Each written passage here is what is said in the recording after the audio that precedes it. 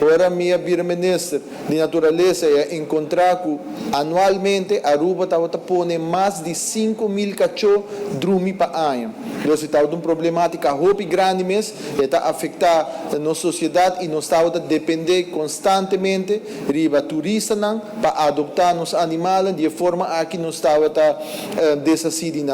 E cambio de manejo que nós implementamos, manejo bem-estar de animal, caminho de últimos 2 anos, 36 cachorros a bordo para dormir. Cria uma colaboração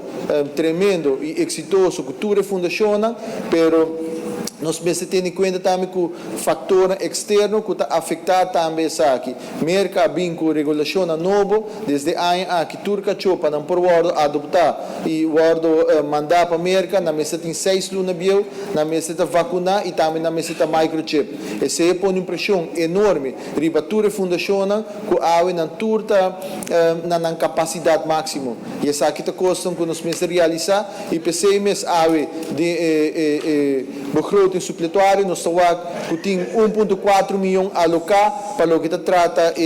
Animal Welfare Center, que já acaba de anunciar a construção de essa aqui, está programado para final de 2025, essa aqui lo abre suporte e começar a operar. Esta vai ter um lugar central, caminho que vai atender com a problemática de push e cachorro, ribacaia, pero não somente sei, também vai ter um centro, caminho por brinda informação na nosso cidadão, na cona atender com os cachorros e push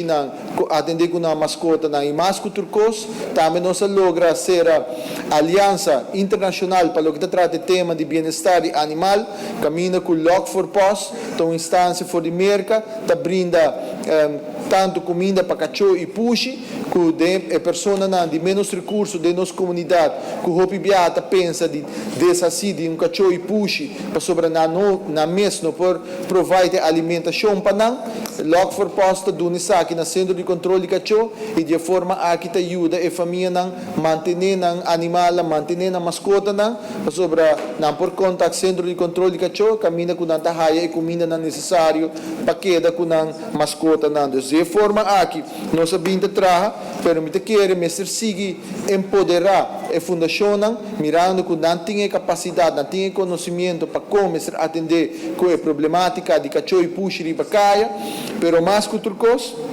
o conceito de lei que tem também pendente, que está passando dentro do processo formal para poder chegar à sala de parlamento, lo sigue também garantizar que nos animais, nos mascotas não estão a respeitar e maneira de dizer em inglês que Aruba por convertir-se mesmo de um país que está animal friendly.